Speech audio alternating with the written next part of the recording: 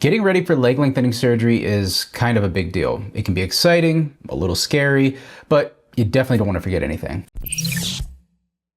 What's going on, guys? It's Victor here, and whether you're counting down the days to your surgery, you're already deep into recovery, or you're just exploring this life-changing procedure, there are some items that will help you best prepare for a smoother and safer journey. And speaking of journey, I'd like to take a moment to express my gratitude to HJ, who is a cosmetic quadrilateral lengthening patient who did his femurs and tibias and went from 5'6" all the way up to 5'11", and has helped several lengthening patients over the past 4 years through his invaluable content and amazing website.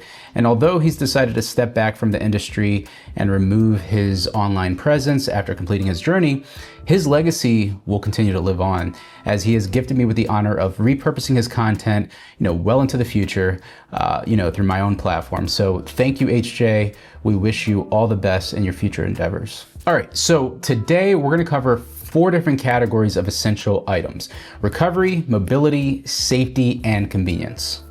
These tools could help you heal faster, stay more comfortable during the process, maintain your independence so you can move around better, and protect your lengthening progress. And I've also created a free PDF guide that you can download, link in the description below the video, so you can easily review and purchase items from the list of essentials whenever you like. And lastly, be sure to speak to your surgeon or physical therapist before using any of these items to ensure that it's okay for you specifically. First up, recovery. This post-surgery phase is all about managing inflammation, reducing pain, fighting muscle stiffness so that you can prevent complications like contractures and so on. All right, leading us off, we have the first items, which are ice packs and heating pads, the classic combo. Cold therapy, things like ice packs and cryo cuffs. These are your go-to for reducing swelling, especially in the first 3 to 4 weeks post-surgery, or if you've been moving around a lot or after a hard physical therapy session.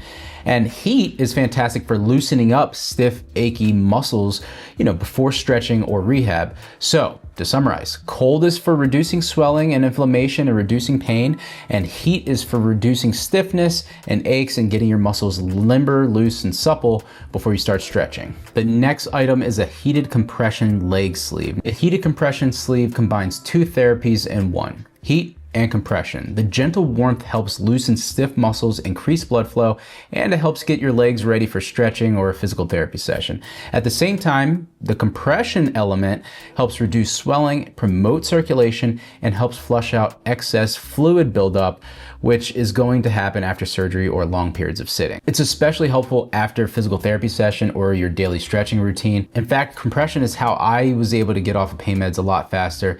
It worked for me and a lot of other patients as well. The stretching strap. So this might look simple, but it's absolutely necessary for your daily lengthening homework. Seriously, it's one of your most valuable tools in the fight against stiffness. Why? Well, during limb lengthening, your muscles like your hamstrings, quads, and calves can get super tight. On top of that, your range of motion is limited, making it incredibly difficult, sometimes impossible, to even reach your feet or ankles for proper stretching, not to mention that they're getting longer day by day. We'll go more in depth on how to properly use this bad boy in a future stretching guide video, but for now, use the strap to work on your flexibility every single day, which is important to prevent, contractures, to regain full function after your bones heal. It's a small investment for a massive payoff for your recovery.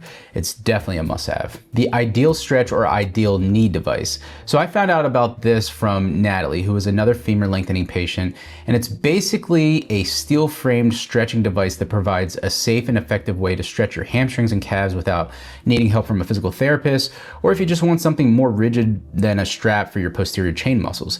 Unlike the strap, it keeps your knees straight and aligns your hips properly, allowing for a deeper and more controlled stretch. It's especially helpful for patients who struggle with flexibility around their knee. In other words, if you're getting, femur lengthening done and you have mild contracture, that's developing, then this can help you improve your knee extension. That could be really helpful to getting to your goal safely. Next is a weight scale. It's a good idea to help you gauge how much weight you're putting through your legs, to prevent a problem, especially if you don't have a weight-bearing nail. A slant board. So this cool adjustable board is very helpful for daily calf stretches. It helps you prevent, potential equinus contractures, aka ballerina foot, which is really important. The reason why I put this after the weight scale is so that you can know how much weight to offload using your walker as you carefully lower your into a stretch using the slant board. As I mentioned earlier, follow follow your surgeon's advice or your physical therapist to see if it's safe for you. A night splint boot. So this is going to be your best friend for keeping your foot at that 90-degree angle while you sleep. It helps fight stiffness passively so that your muscles don't get into trouble, and when you wake up, you have less work to do. EMS and TENS unit. So EMS stands for electrical muscle stimulator, and TENS is transcutaneous electrical nerve stimulator. Don't underestimate these. EMS helps stimulate muscle contractions to help reduce atrophy, which is when your muscles get smaller from lack of use. It also helps with boosting blood flow even when you're not moving much. The TENS unit can help you manage nerve pain.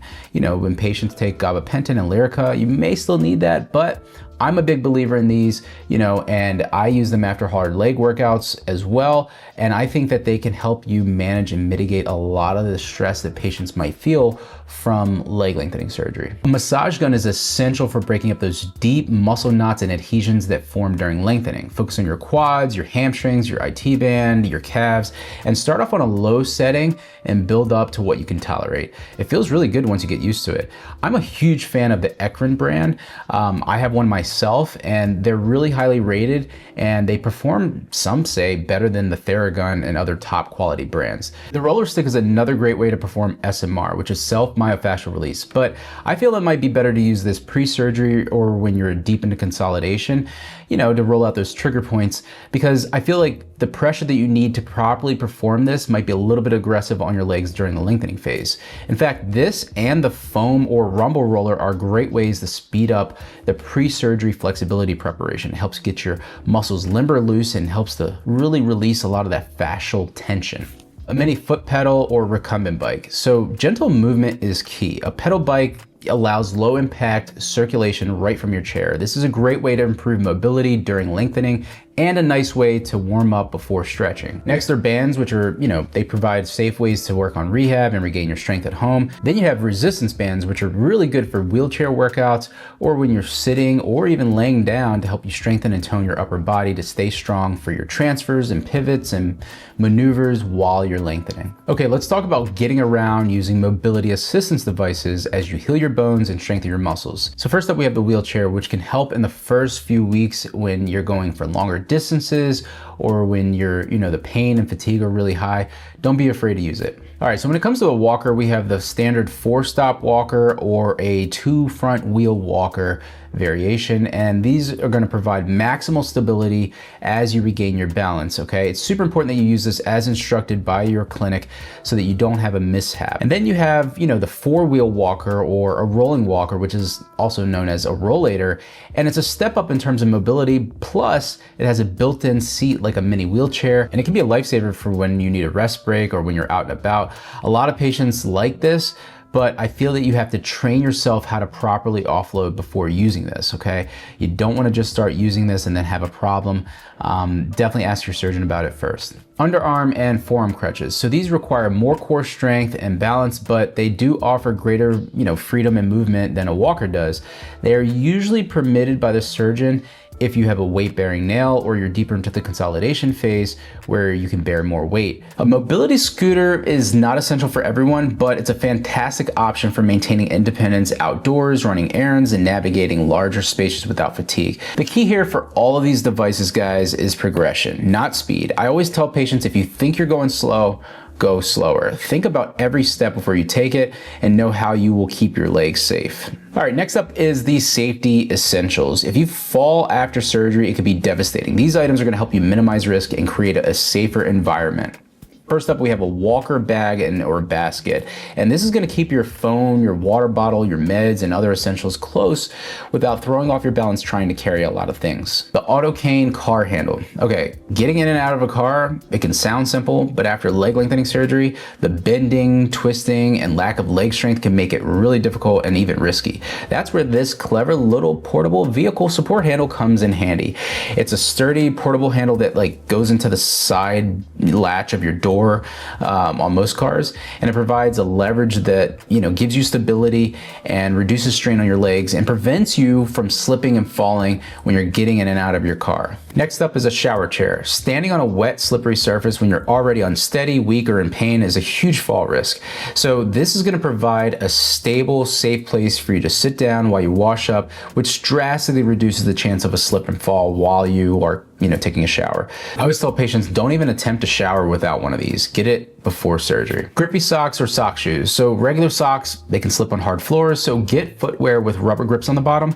They're easy to put on, and they are essential for traction to prevent slipping and falling. An elevated toilet seat with handles. So this is going to reduce how far you need to bend your hips and knees, making getting on and off the toilet much easier, safer, and less painful. Having a foot or toilet stool can help position your body for easier and less pressure on your legs and more natural bowel movements, which sometimes can get a little sluggish after surgery, so I'm just saying. Equipping your home with these items isn't giving into the notion of being handicapped by any means. It's just protecting your investment in your legs and your hard work. So when you're spending a lot of time resting, these convenience items make your lengthening life that much more comfortable and tolerable. So first up, we have urinals, either for male or female, and or a bedside commode. So getting out of bed to use the bathroom during lengthening is challenging as it is. Well, it can be even harder at night when you're tired and it's really dark. So urinals and a bedside commode is great for minimizing, movement and reducing a fall risk, making it easier and safer to manage the bathroom. A back support wedge pillow. So you're going to be sitting and reclining a lot, and good lumbar support prevents backaches and makes resting or working from your bed, couch, or wherever a little bit more comfortable. A night light, so that you can see at night if this light switch is a little bit out of the way or you don't have your cell phone flashlight. It's a lifesaver. An elevated leg support pillow. So this firm foam wedge provides a stable angled platform specifically designed to keep your legs raised comfortably while you're resting in bed. The goal is to elevate your feet above the level of your heart. Then it uses simple gravity to help drain the excess fluid away from your extremities and your legs back towards your core so they can kind of, dissipate from there. You might also want to look into getting a memory foam mattress topper, which was a game changer for a lot of lengthening patients after surgery for improving sleep. Recovery requires a lot of good rest, and this can make a huge difference. Most patients have, to sleep on their back during lengthening, and if you have trouble falling asleep like this, then this could help. A grabber tool. Seriously, get one. This saves you from bending, stretching, and potentially falling over reaching for dropped items or for straining for things that are higher up on shelves. A food tray is great for your meal times. It can give you that flat, stable surface, making it easier to manage plates, drinks, and not worry about spilling something. Also, if you plan to stay productive and work remotely during lengthening, a lap desk is fantastic. It creates a mini workspace on your lap, ideal for using your laptop comfortably, writing, journaling, or even just keeping essentials like your phone, remotes, and maybe a book handy while you're in bed, relaxing on the couch and things like that. A shower brush or sponge. So your range of motion is already limited, so this can help you reach your back or your legs when you're showering, and it can make a big difference. A stadiometer to track your height changes can be incredibly motivating. I know a lot of patients that have done this and they like to see the progress. Just make sure you put it somewhere you can see it, and I recommend you track every week versus every day, or if you do every day, just go by the weekly changes, because otherwise you might be like, when are we going to get there, and things like that. So lastly, make sure you have something for leisure. Like I said, if you're not working remotely, video games, TV, phone, laptop, books, these are all great. Journaling, things like that. I think that it's super important to stay busy during lengthening. Don't just even work out, right? Like get those resistance bands, work out. I'll be having a video of how to work out safely during lengthening in the future, but don't just sit idly, okay? This is a part of your life. So there you have it, the essential items that I believe can significantly improve your limb lengthening journey. And I'm gonna do a full video on how to eat for lengthening success, as well as a video on the best supplements for bone healing and recovery. So make sure you're subscribed and hit that notification bell if you don't wanna miss out. And I wanna hear from you guys. What's one item, maybe something that I missed, that was helpful during your limb lengthening journey? Share it in the comments below. Let's build an amazing resource together. Don't forget to download that free guide, link in the description. And if you found the video helpful, do me a favor, hit that like button. Be sure to subscribe. And until next time, this is Victor from Cyborg for Life, signing out. Peace.